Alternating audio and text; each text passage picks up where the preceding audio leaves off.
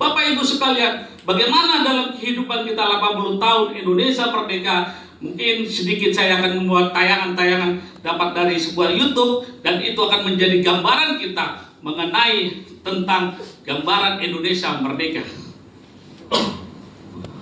Yang multimedia, coba tayangkan yang ini, yang apa, yang 1000 beras sumbangan ke Palestina.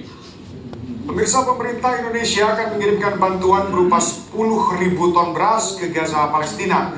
Menteri Luar Negeri Sugiono mengungkapkan pemerintah Indonesia akan segera mengirimkan bantuan 10.000 ton beras untuk rakyat Gaza, Palestina.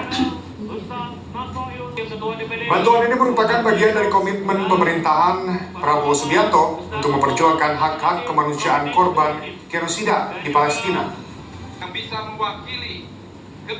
Bantuan tersebut bakal dikirimkan dalam waktu dekat bersamaan dengan bantuan tambahan dari Aliansi Rakyat Indonesia Bela Palestina. Merdeka.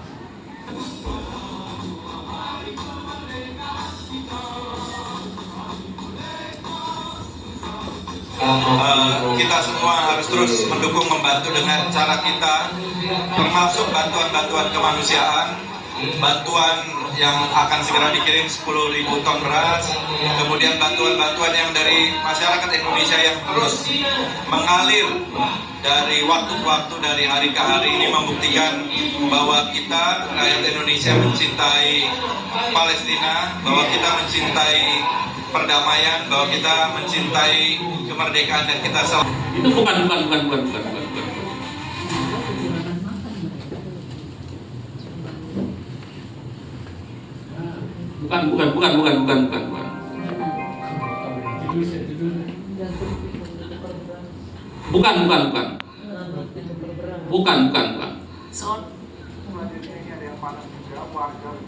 Bukan itu. Halo, yang Bapak yang Papua. Subadria Nugra, bukan Cidahu. Kasus pembubaran retret pelajar Kristen di Cidahu. Bukan itu.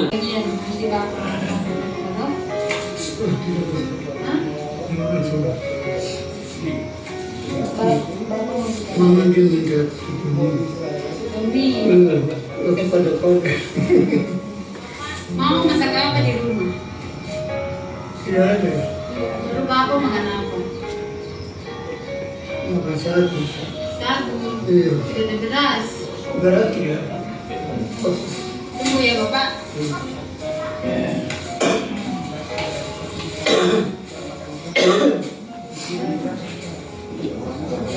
Bapak, ada garam di rumah? Garam sedikit saja. Minyak goreng? Minyak goreng. Tidak ada. Bapak, ini adalah teman-teman suster yang bantu ya. Yuk, sama. Ini suster. Sama-sama. Ini lagi masak minum ya. Ini bilang mama masak dengan sayur. Bapak ini ada apa titipan lagi dari teman-teman untuk Bapak. Sama-sama. Ini untuk mama ya, mama dia ya. Sama Bapak. Terima kasih ya sudah dibawakan ikan. Yang punya nih tunggu, kita kasih plastik. Kaji yang di sini.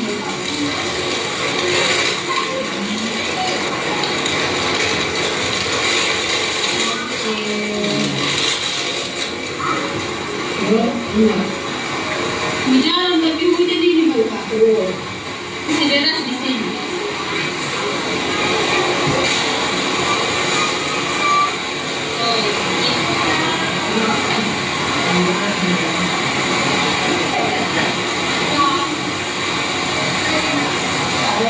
Iya Bapak, bilang hujan ini.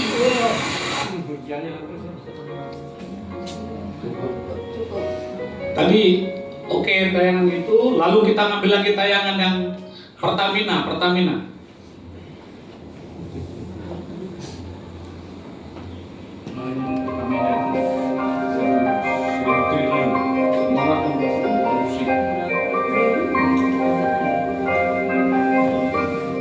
dugaan mega korupsi di Pertamina yang merugikan negara hingga 193 triliun rupiah pada tahun 2023 dan total merugikan negara hingga 968,5 triliun rupiah terus bergulir.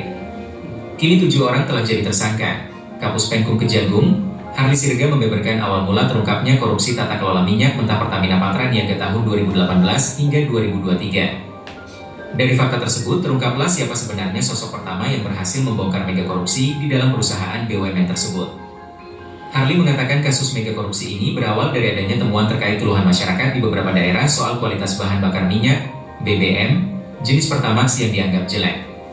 Terungkap sosok pembongkar pertama mega korupsi ini ternyata para warga yang ada di Papua dan Palembang.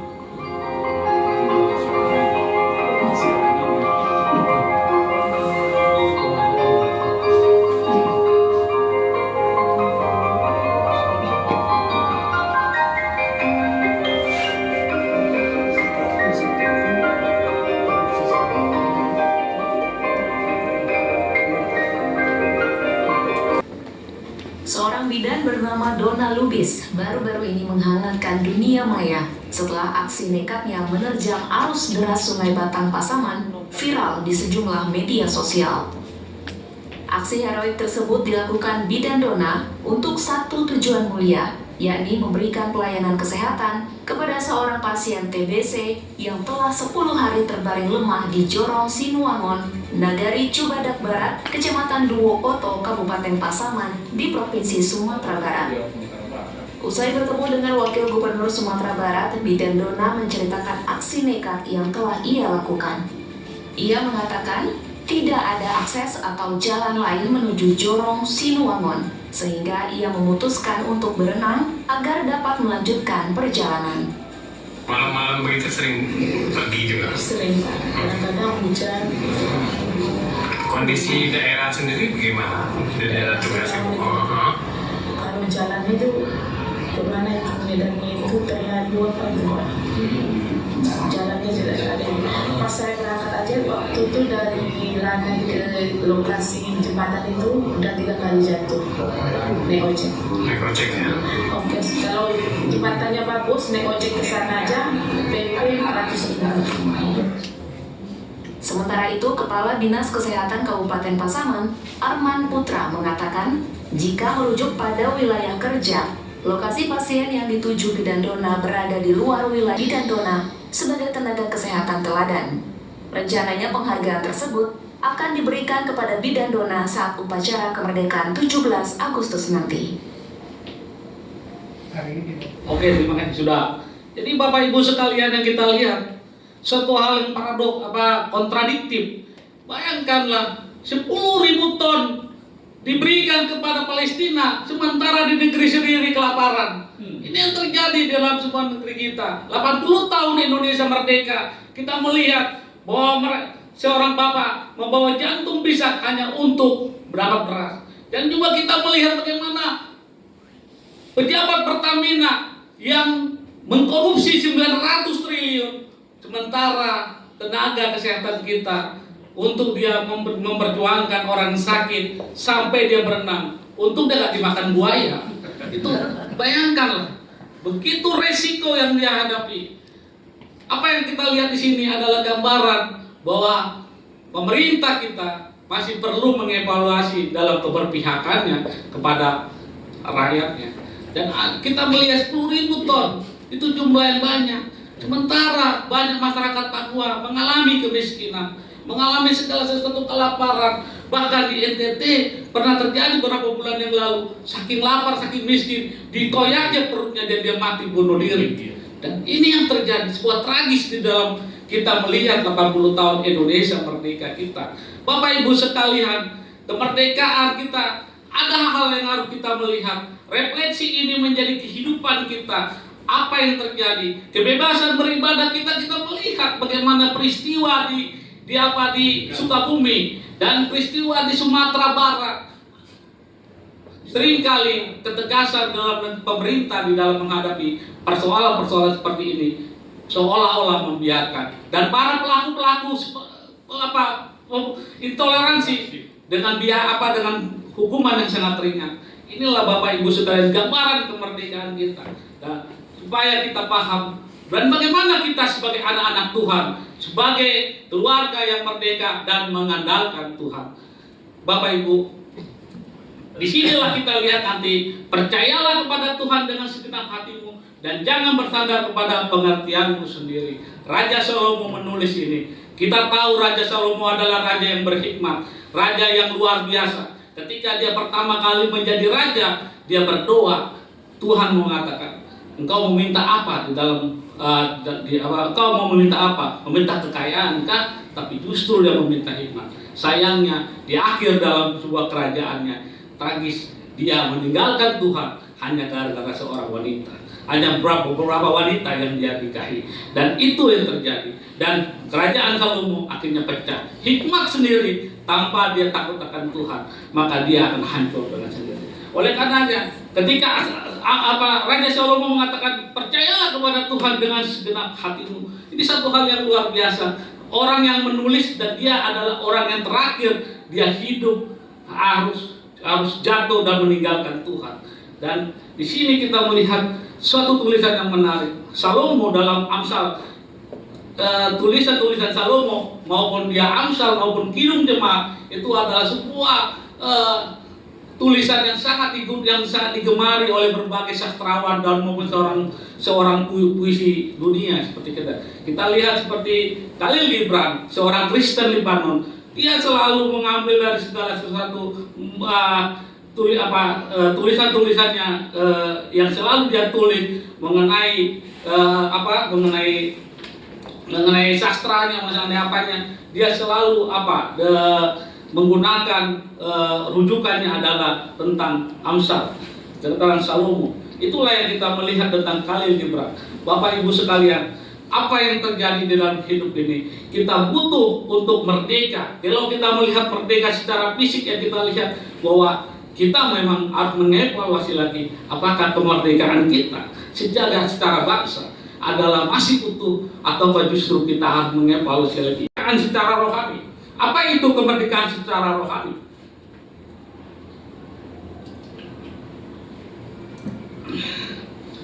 Tadi Pak Pendeta Okomene Cililitan kasih saya mengenai ayat renung satu ayat untuk diberikan setiap hari, setiap pagi memberi. Satu yang menarik adalah dia berkatakan begini.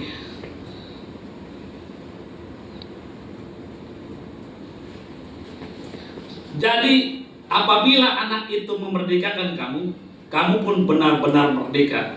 Jadi dikutip dari Yohanes 8 ayat 36. Jadi Bapak Ibu sekalian, kemerdekaan dalam diri kita akan merdeka kalau Tuhan hadir dalam hidup kita. Tanpa Tuhan kita tidak bisa berbuat apa-apa. Bapak Ibu sekalian, kita melihat bagaimana suatu keadilan di dalam negeri ini. Kita melihat orang merampok di negeri ini mengenai suatu kasus tambang timah 271 sampai dengan 300 triliun diambil. Itulah uang yang sebenarnya digunakan untuk kesejahteraan negara, justru diambil oleh sekelompok orang-orang yang tak bertanggung jawab. Keterlibatannya juga bukan hanya pengusaha, tapi juga para pejabat-pejabat lain. Kita melihat dari Pertamina itu Direktur Utama PT Pertamina Patraniaga, Ripasya, jelas dia mungkin dia juga pernah ke gereja, tapi kehidupannya mungkin itu yang terjadi. Kita lihat bahwa Ripasya sekitar kalau setiap bulan dia punya gaji 1,1 miliar, 1,8 miliar. Berarti di bawah UMR apa di atas UMR ini? 1,8 miliar. Ya kan? Iya. Dan dia dapatkan juga sekitar setiap tahun dia memperoleh 21,8 miliar. Itu adalah yang kita lihat. Nah, lalu sekarang ini ribuan triliun Muhammad Ria Khalid yang dulu di kasus Petrel dia harus ditutup. Tiba-tiba kita kaget bahwa dia juga salah satu pelakunya. Dan peristiwanya dari tahun 2018 sampai dengan 2023. Jadi korupsi di Pertamina itu luar biasa. Zaman Orde Baru kita juga tahu tentang Ibu Sutoyo dengan kasus korupsi di Pertamina.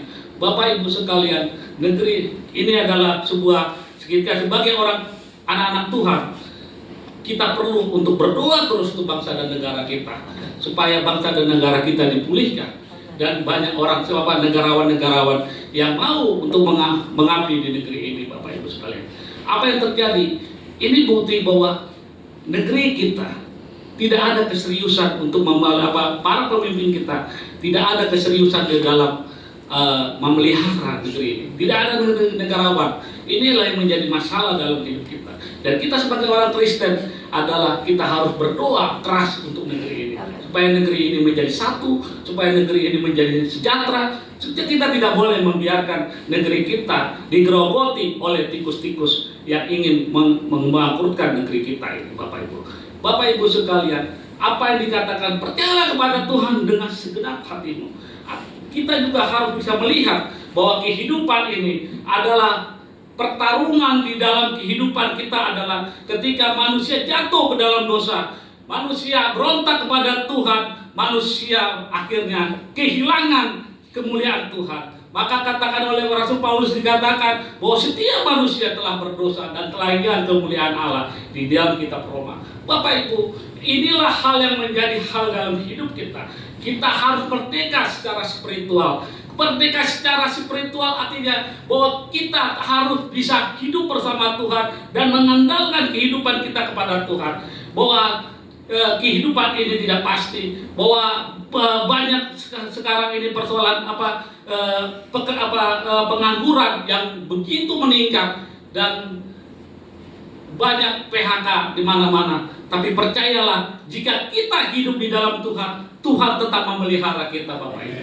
Itu adalah satu hal yang dikatakan oleh Amsal, dikatakan di sini, percayalah kepada Tuhan dengan segenap hatimu, segenap hatimu. Bagaimana tuh percaya? Wanita di Sarfat, wanita yang miskin, wanita yang penuh pada saat kelaparan, hanya beberapa roti saja, tapi dia percaya kepada Tuhan melalui Elia, dan Tuhan pelihara. Bapak Ibu sekalian, hidup ini jangan pernah engkau mengandalkan kekuatanmu, jangan kau mengandalkan pikiranmu, jangan mengandalkan relasimu. Semuanya itu panah, semuanya itu sia-sia. Tapi percayalah kepada Tuhan.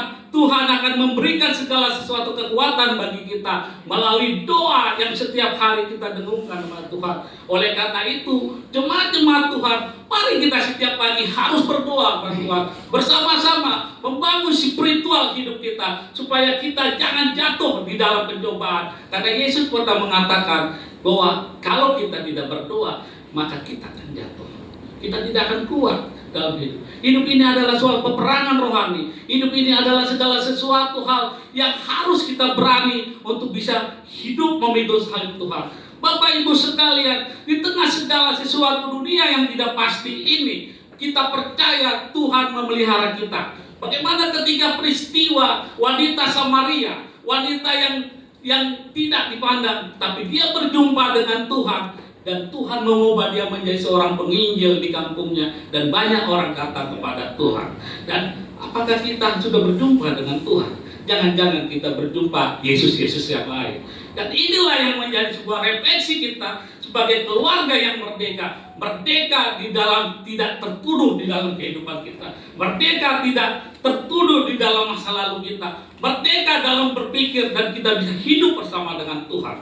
Bapak Ibu, segala sesuatu di segala hal hidup ini tidak pasti. Kita melihat bagaimana tekanan-tekanan yang terjadi. Peristiwa Pati akan menjadi sebuah referensi kita bahwa kadang-kadang pemimpin seringkali menekan. Justru di situ terjadi segala sesuatu perlawanan.